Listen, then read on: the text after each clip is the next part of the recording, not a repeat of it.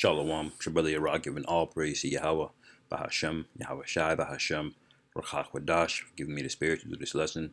Shalom to the elect of Israel, the so-called Negroes, Latinos, and Native Americans, whom the Lord will have mercy on in these latter days. Shalom to the men of the Lord that are preaching and teaching on the highways and byways in sincerity and in truth. Shalom, shalom. And another update here. This is again is on RT. This is basically America at it again. They're in the South China Sea. I'll just read this headline. I'll try to keep this uh, brief and concise. I have a couple of precepts. It says Beijing slams U.S. for flexing muscles in the South China Sea as aircraft carriers sent to celebrate Independence Day. American warships undermine peace and stability in the South China Sea. The Chinese Foreign Ministry spokesperson says the U.S. Navy earlier deployed 2 aircraft carriers on a training mission in the region.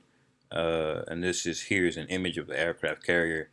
This is a very high-level piece of military equipment, and this is what this type of military equipment apparatus, stocked with weapons and the whole nine, is one of the things that separates America's militaries away from other militaries. Very few militaries have these. I'd be shocked if there's more than like 3 countries that have aircraft carriers, especially like on this level. And America has several of them, stationed all over. These are like little mini garrisons. They basically, it's basically a floating war machine, it is essentially what it is. Says that the U.S. Navy deliberately sent its warships to flex its muscles, Chinese Foreign Ministry spokesperson Zhao Lijiang told reporters the actions of the United States are intended to provoke conflicts in the already contentious waters as well as to promote the militarization, undermine peace and stability in the South China Sea, Zhao said. Right, because this is basically a giant act of pride, Now, Independence Day is supposed to be a holiday where so-called Americans, they celebrate their independence, which should be a kind of an experience that you have more humility, that you're grateful for, that you were able to get your own independence away from what they call tyranny. But clearly this is being used to do the opposite, because going into international waters, flexing your muscles over other sovereign countries with military equipment is the opposite of being in the spirit of independence. You're in the spirit of intimidation. The very thing that America is celebrating that they were trying to get away from, they're doing, and that's the hypocrisy of this place. It's this behavior of them having, military aircraft carriers uh, over next to their sovereign land is the same very behavior that America is so-called celebrating that they gained independence from. They complained about the royal crown in England, overtaxing them and being a burden unto them, which was true, but it's a made-up story as to why they came to America. But that's another lesson. Um, Essentially, this is a show of hypocrisy and wickedness. Ultimately, that's what this is. The U.S. Navy's Japan-based 7th Fleet Public Affairs Office earlier said that it had celebrated Independence Day by dispatching a nuclear-powered aircraft carriers, USS Nimitz and USS Ronald Reagan, as well as escorting ships to the South China Sea. The groups performed several tactical exercises during their voyage. So this thing, it's not slowing down. The prophecies are continuing to speak, and America's taking every opportunity to show their pride and their wickedness and their willingness to be the world leader. This is Proverbs 8:13. It says, "The fear of the Lord is to hate evil, pride, and arrogance, and the evil way, and the froward mouth do I hate." So the Lord hates this type of display. he hates it. This is arrogance, you know. And this is just more and more proof of who this man is. That Esau Edom is the so-called white man, you know, because every day he's being an archetypal example, the poster child of what the Most High hates, you know, and that's why this can be nobody else but this man and people that are in rulership, you know. Um, let's get Jeremiah 49. It's Jeremiah 49 and 16. It says that I start at 15. For lo, I will make thee small among the heathen, talking about Esau, Edom, the one who's flexing here, and despised among men. And that's what they are, because China hates them, you know, and Russia hates them as well because of all the imperialism, you know, how they're just throwing their weight around. It says, thy terribleness hath deceived thee, and the pride of thine heart.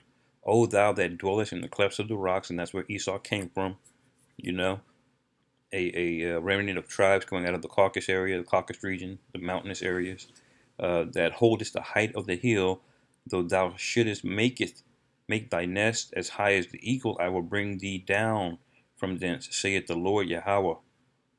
You know, just also Edom shall be a desolation. Every one that goeth by it shall be astonished and shall hiss at all the plagues thereof. So Jeremiah is getting on Esau Edom in these latter days, you know, for this very behavior. He's explaining why the Lord is going to come back and destroy this place, you know.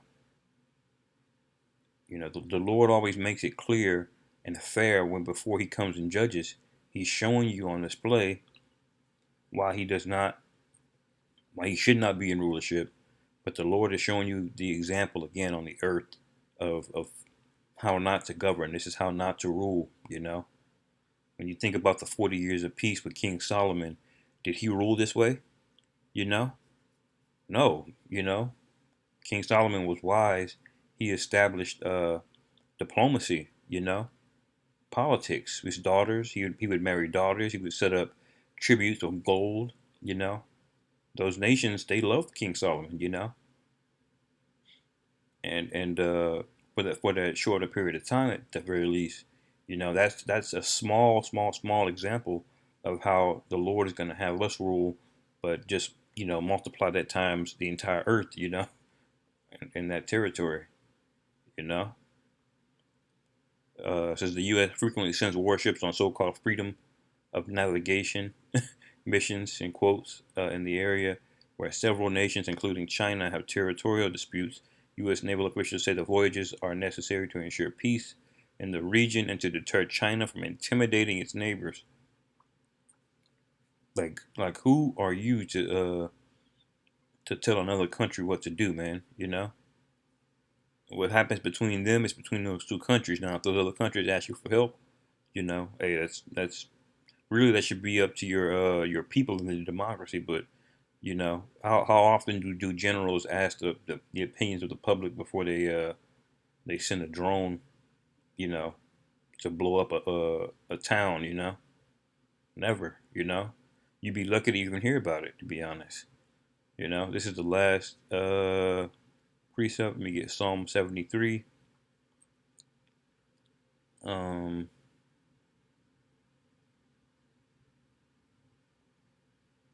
I'll start at 6. This is King David referring to the wicked. It says, therefore, pride compassed them about as a chain, violence covered them as a garment, you know? Because that's what they all about. They revel in it. They wallow in violence and bloodshed. You know, like a pig does in mud. That's Esau and violence and bloodshed and wickedness. You know, their eyes stand out with fatness. They have more than heart could wish. You know, because they're using this technology to get over on people. You know, to basically take things from the land of other people. You know, it says. Their eyes stand out with fatness. They have more than a heart could wish. They are corrupt and speak wickedly concerning oppression. They speak loftily, you know, because they tell you you're not oppressed in America because you have all these freedoms. But freedom to do what? To be fat, docile, you know, lazy, you know, to lose your rights, you know, to be entertained and distracted. You know, just taxes are a form of oppression. You know, especially for our people who built this country up, and we still have to turn around and pay taxes today. You know, they set their mouth against the heavens, and their tongue walketh through the earth. You know, that's what this is. This show of force here, that tongue is walking through the earth. You know, because they are against the Most High. Therefore, His people return hither, and waters of full cup are wrung out to them. And they say, how doeth God know? And is there knowledge in the Most High? You know, behold, these are the ungodly who prosper in the world. They increase in riches. So they're telling you this is the behavior of the ungodly right here. You know, this nonsense. You know, now China, they're wicked too, but at the end of the day, there's no, you know, they're sovereign. You know, at the end of the day, you know, like you shouldn't be over here doing shows that force, and it's not for the betterment of anybody, but these so-called Americans. Um, Verily have cleansed my heart in vain and washed my hands in innocency. For all the day long I have been plagued and chastened every morning. If I say I will speak thus, behold, I should offend against the generation of thy children. When I thought to know this, it was too painful for me until I went to the sanctuary most high. Uh, then understood I their end. Surely thou didst set them in slippery places, thou castest them down into destruction. How are they brought into desolation? As in a moment, you know, they are utterly consumed with terrors. As a dream when one waketh, so, O Lord, when thou awakest, thou shalt despise their image. And that's what's coming to Esau, Edom, basically. You know, this whole chapter really gets on them. You know, but I just wanted to get that and share that with the Akim. You know, hopefully I was able to bring some edification to y'all. Hopefully y'all were edified. Y'all stay in the faith, stay prayed up. We're in those days, Akim. You know, we're in those latter days. So you know, stay in the faith, stay studying, stay watching. You know, call Halal Yahweh Bahashem Yahweh Shai Bahashem Chachwadash Wa Abba Babal.